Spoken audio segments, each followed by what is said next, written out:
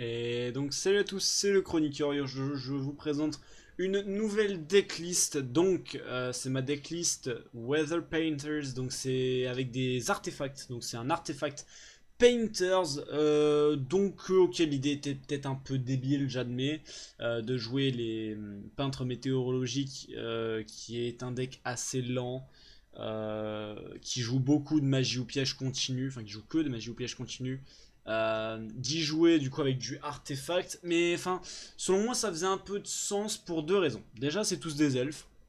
Voilà. Il y a Thunder qui est type lumière et du coup il est cible pour Honest aussi. Les monstres artefacts se posent dans la zone magie ou piège, donc ça nous laisse quand même la possibilité de jouer Drowning dans la majorité des cas, hein, parce que bon bah quand on sort les artefacts, c'est soit pour empêcher l'adversaire de faire ses plays, soit pour l'empêcher de nous atteindre derrière. Donc voilà, je sais pas, je pensais que ça pouvait fonctionner à peu près correctement. Donc j'ai quelques replays à vous montrer. Donc bon, là c'est assez classique, hein, juste je claque, donc je mets Thunder. Là j'ai mon Twin qui est posé, tout ça. Alors, voilà. Pourquoi ici j'ai décidé Twin à ce moment précis? Je veux dire, il met le terrain, il me pose un token. À la limite, moi je m'en fous, hein, qu'il me donne un token pour une raison très simple.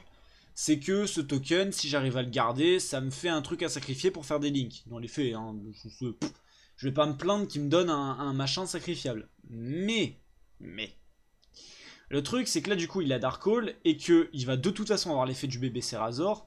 Et il pourrait très bien avec son terrain péter quelque chose d'autre depuis son deck à la place du token. Ce qui fait que certes j'allais garder le token, mais il allait pouvoir avoir potentiellement deux effets de bébé Serrazor, ce qui ne m'intéresse pas. Et c'est pour ça que là j'ai décidé de twin le Lost Worm pour que juste le token dégage et qu'au final il ait que l'effet du bébé Serrazor qui passe. Bon, au final il me débarrasse un peu mon board, tout ça, ce qui fait qu'il peut utiliser l'effet de l'Oviraptor, il peut faire venir le Giant Rex, tout ça. Sauf que Drowning, du coup, il perd absolument tout. Et bon bah je top deck un Sun, donc bon bah Soleil va juste taper à 1006 gratuitement et faire remonter tout ce qui pourrait potentiellement lui taper dessus. Donc bon, il va Norman Giant Rex, il est pas con, il attaque pas. Comme vous voyez, il a absolument rien en main, donc bon, moi je vais juste poser mon Sanctum, retaper, utiliser l'effet, remonter le Giant Rex pour justement... en fait, j'avais une seule chose en tête, c'est de me dire s'il a un autre monstre qui peut norm ou quoi, et du coup faire une X6 derrière. Si je laisse le Giant Rex, c'est chiant, donc je vais le laisser juste avoir renorm le même monstre en boucle. Et du coup, je vais juste Sanctum à la fin du tour, péter le Giant Rex avec Moraltac. Et juste il surrend là parce que bah il se dit que de toute façon il est mort. Là je lui aurais fait 3500, non, 3700 de dégâts dans la gueule. Au tour d'après, s'il avait quoi, ça dépend de ce qu'il piochait. Il aurait pioché une Quaking, regardez. Et basiquement il aurait juste pu invoquer un Tyranno Infinité ou un Tyrannodon. Dans tous les cas, les deux m'auraient pas bloqué plus que ça. Le Tyrannodon aurait pas eu son effet parce que j'aurais pété au combat. C'est vrai qu'il aurait la Quaking pour m'emmerder. Moi je piochais quoi? Je piochais Skill Drain. Bon, au final, si Skill Drain aurait pu me permettre de bloquer, enfin bref. Je préférais Surrend, hein, bon, c'est son choix, même si je pense qu'il aurait pu revenir grâce à la Quaking, mais bon, il pouvait pas deviner. Ensuite, on va jouer, donc deuxième replay qui est extrêmement court pour une seule raison.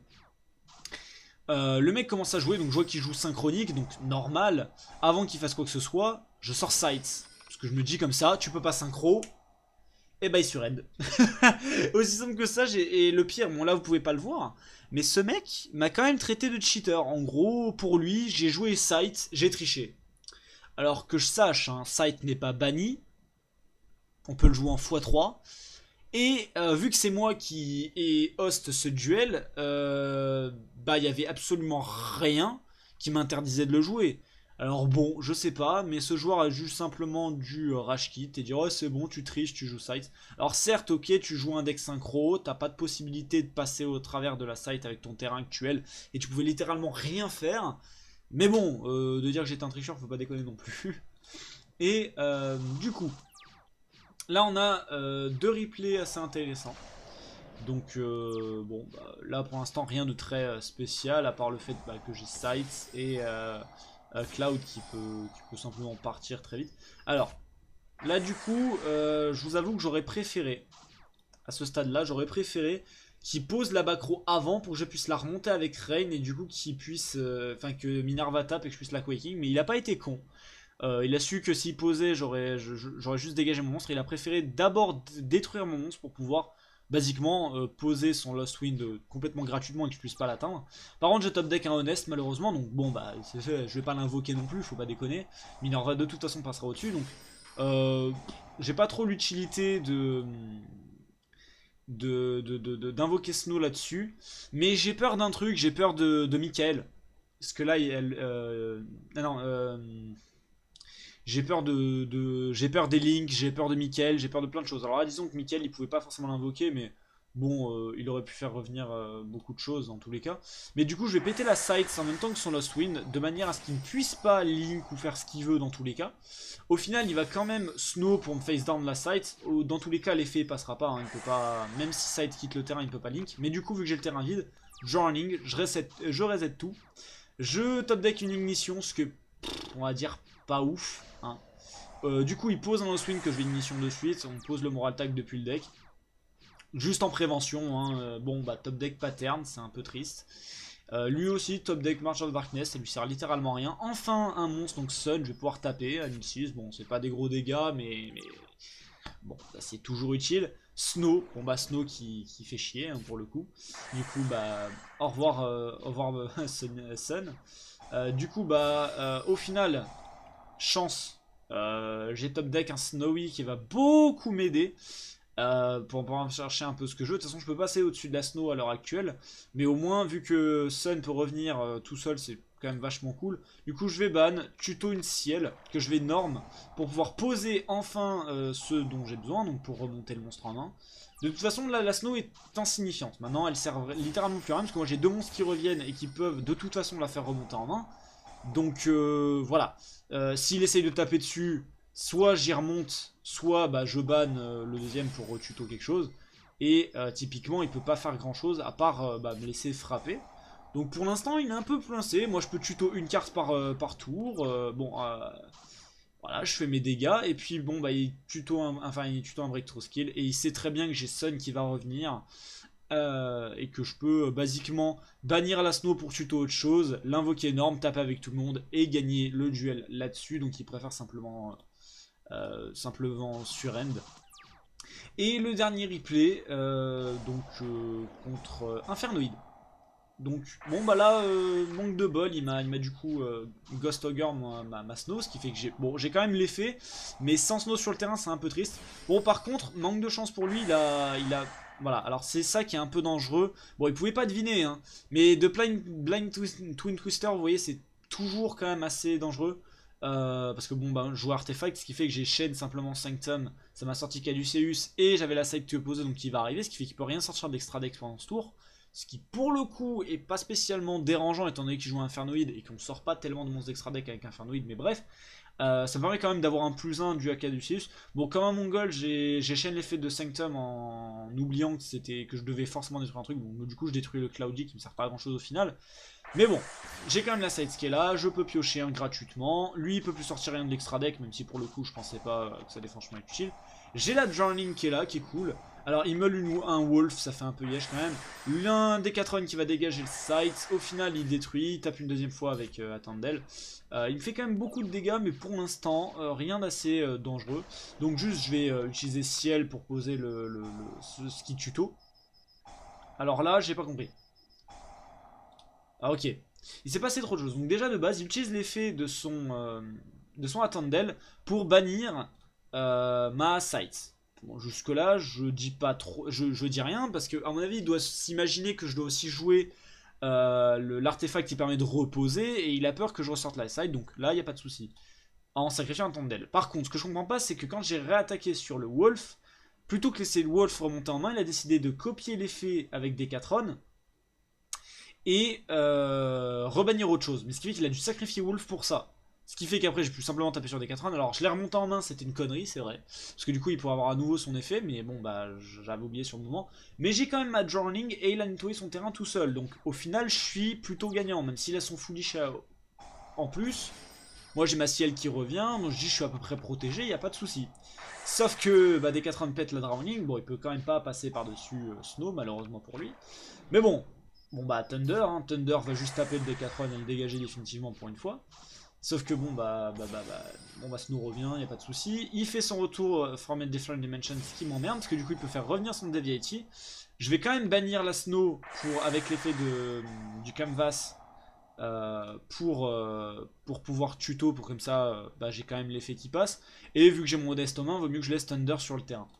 Au final il tape donc Honest qui vient mais il préfère l'annuler. Bon il perd son monstre dans tous les cas donc bon il n'est pas gagnant. Par contre, là, du coup, le top deck Skill Drain, c'est parfait. Surtout contre du Infernoid, hein, c'est extrêmement cool. Par contre, c'est vrai que mes artefacts sont plus utiles à partir de là. Donc, Skill Drain, comme ça, je me dis, bon, t'essayes de faire quoi que ce soit, tu peux plus, je fais revenir ma Snow. Là, du coup, t'attaques, j'ai mon pattern, ça te fait remonter en main. Et la main 2, il décide de Slumber. Donc, je vais simplement chaîne les deux effets du Snowy, ce qui fait que je vais bannir les deux. Je vais pouvoir tuto qu'un seul, mais au final, vu que le Slumber n'a absolument rien à détruire sur le terrain, eh ben, il ne peut pas spé les kaiju, et je finis juste à avoir un tuto gratuitement. Et du coup, 3 monstres qui vont se respect. Voilà, du coup, bah, je vais invoquer Cloud. Là, j'ai juste fait Arciel parce que c'était fun. Hein. Basiquement, elle sort pas souvent. Je dis, oh, je peux la faire, je la fais. Ça servait à rien, mais je l'ai fait. Parce que de toute façon, sous skill drain, il sert à que dalle. Bon, au final, il va tuto Kumangus pour le style. Il fait Raiden qui ne passe pas, du coup.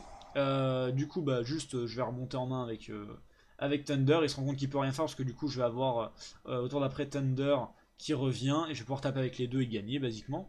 Mais voilà, juste parce que je trouvais qu'il était sympa. Donc maintenant, on va regarder la decklist. Donc en artefact, je joue des trucs un peu classiques, donc 2 sites, 1 moral attack. Moral attack, bon, c'est un peu obligatoire. Je joue du coup le fail nog pour faire revenir moral attack ou sites en fonction de la situation. Je joue Vajra parce que c'est de la protection, ça permet de respect comme un vieux schlag des fois quand on a vraiment un line-up un peu enfoiré. Caluceus, bah, c'est pour la pioche. Alors bon, ça c'est pas tout le temps efficace, mais bon voilà. Ensuite, bah, le bouclier d'Achille et Aegis c'est pour la protection. Et Beal Gatak c'est pareil, c'est le même système que Vajra, hein, c'est pour essayer de péter un peu. Donc 2 Honest, parce que bon, bah, on joue tout ça. Et on a aussi 2 Thunder dans le deck. Donc 2 Thunder pour les Weather Painters, un Sun, un Cloud, 2 Rain, 3 Snow, bon c'est un peu évident. Donc après 2 Ignition, 2 Twin Twister. Twin Twister qui est très bien pour gérer du coup les backrows en face et péter nos propres artefacts, ce qui est largement cool.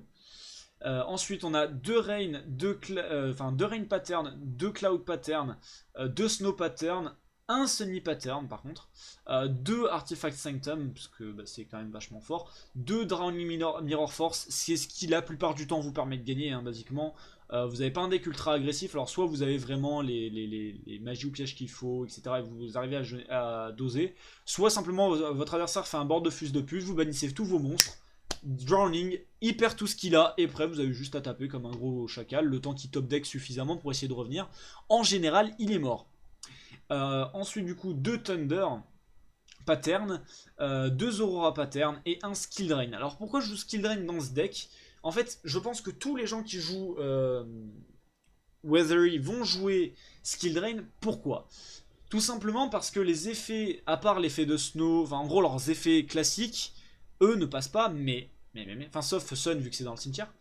Mais le détail c'est que les effets où ils se bannissent pour faire quelque chose, eh bien c'est les effets des magies qui leur donnent la capacité de faire ça. Donc Skill Drain n'empêche pas l'activation de ces effets là, étant donné que c'est considéré comme les effets. Imaginons, voilà, j'ai Snowy Pattern sur le terrain et une Snow devant. Donc techniquement, je déclenche l'effet du pattern via Snow, donc je bannis Snow sur un déclenchement de l'effet pour tuer autre chose. Mais ce n'est pas l'effet de Snow en lui-même, ce qui fait que je peux complètement continuer à bannir mes monstres et à faire ce que je veux, à remonter les monstres en main, remonter les MP, diviser par 2 les attaques, respect, etc. Ou tuto, en étant sous skill drain, ce qui fait que mon adversaire a les défauts, sauf que moi je les ai pas. Le seul truc où ça devient un peu plus gênant du coup avec cette variante que j'ai moi, c'est que les artefacts ne passent plus sous skill drain malheureusement. Mais étant donné qu'on n'a qu'une copie en règle générale, si vous avez un skill drain, vous vous démerdez. pour soit activer vos artefacts avant Skill Drain, soit simplement vous gardez vos artefacts un peu planqués et puis après vous vous débarrassez de Skill Drain d'une manière ou d'une autre, soit avec un Twin, soit votre adversaire va essayer de s'en débarrasser parce qu'il n'a pas envie que ça reste sur le terrain. Donc bon voilà.